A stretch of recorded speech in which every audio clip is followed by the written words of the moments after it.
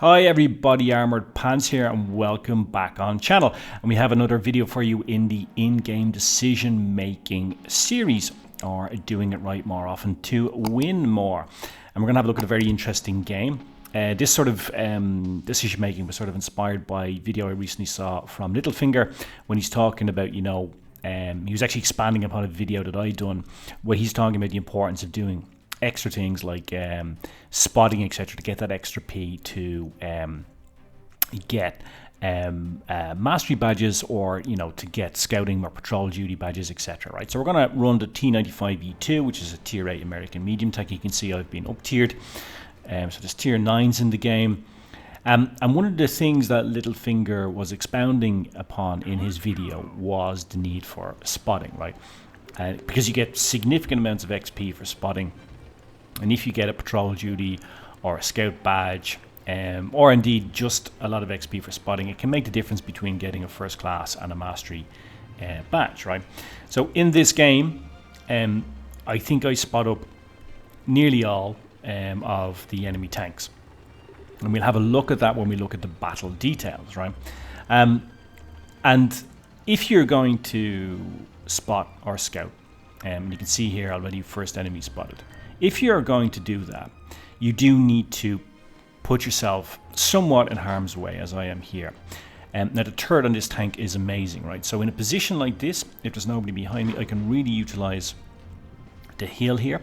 It's got great gun depression. It's a great hold down tank. And I'm in a bit of a pickle here, but I'm keeping calm, right? Now, what's interesting here is that shot I fired at the Yak Tiger didn't pen him, but it tracked him, and he had to use one of his repair kits, and you're going to see just how important that is now, right? Now I know that he's facing away from me, so what I do is I can take my time, and I'm just going to perma-track him, right? Now, the Yak Tiger is a really dangerous tank, great reload, great DPM, but what I'm going to do is I am just perma-tracking this guy. His gun is not facing me, he has no turrets, there's nothing he can do. Let me clear him off, and you saw there 4 shots in a row, all into the wheel drive wheel of the tank, perma-tracked him, and it shows then the importance of that first shot I took. And this tank, by the way, is a fast reload. It's 5.5 seconds, so it's got great DPM, and I'm able to fire that shot off. It doesn't matter if I don't pen him, which I didn't, but I tracked him. That's 1 repair kit gone. And that means then that if he's running 2 repair kits, he still only has 1 left, and that's why we were able to perma-track him, right? You may remember, guys, I've spoken many times about the importance of being able to fire more often with a tank, which is why I tend to use gun rammer more than calibrated shells. Not all the time, but usually I do. And you see there why. And that's a perfect example of what I was talking about affecting a game, right? Every time you fire a shot, you have the potential to affect the game. And that shot I fired there allowed me to track that Yak Tiger and get him to use up 1 of his repair kits. That is affecting the game. Now, if I had a really long reload, like 9, 10 plus seconds, then would you fire that shot? Well, maybe not, right? But then you're not able to influence the game as much, right? Thought I might get around this ISU here, didn't. But dropping adrenaline, I'm going to get the kill on him anyway. And you can see this tank, nice and maneuverable. It's everything you want from a medium tank. You get the kill there. And already up to almost 2.5k damage, 450 bounced, etc. So, that's one of the things I like about a tank that fires a lot, because you can influence the game more. I'm going to switch up to heat now, because these VKs are really heavily armored bastards. Very difficult to pen when you have a medium tank gun like this. You can see here there's very few vulnerable spots on him. It's pretty much like a rock monster, but I get a few shots into him. Now you can see here the Object 704 is going crazy for a kill. He doesn't care if one of his teammates is in the way, he just wants that kill, which he gets in the end. Now there's only 1 tank left. By the way, I drove into that church there because I was checking the mini-map. I often do that. I'm a man, I'm not good at multitasking, right?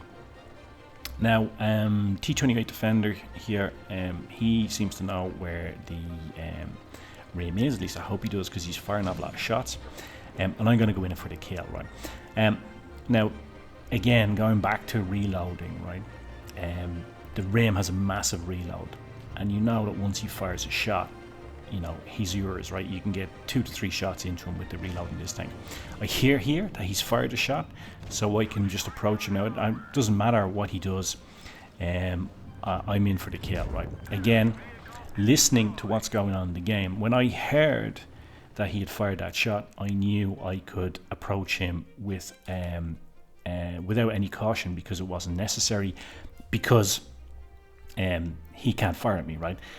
Earlier on, when I went out to put the first round into the side of the Yak Tiger, again I was listening and I heard that he'd fired a shot, and therefore I knew it doesn't matter, even if he's facing me, he's not going to be able to shoot me. As it happens, he was facing away from me, and then I was able to get in a position where I could perma-track him. Here we are, we see, looking at the spotting here, spotted up the M103, spotted up the Yak Tiger. As we move on, spotted up the T69. So there, in the first opening period of that game, all 3 tanks that were within spotting range of me were spotted up, right?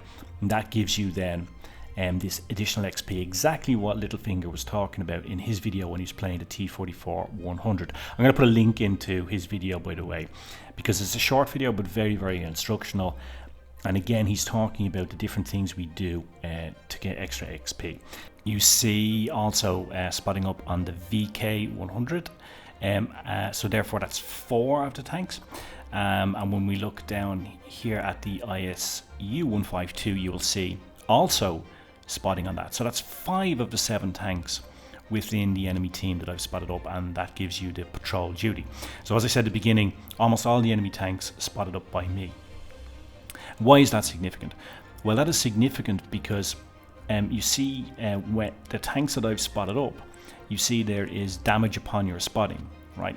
That is an active action within the game, and that gives you additional XP. And this additional XP is often what means the difference between getting a second or first class badge, or getting that golden M, that mastery badge.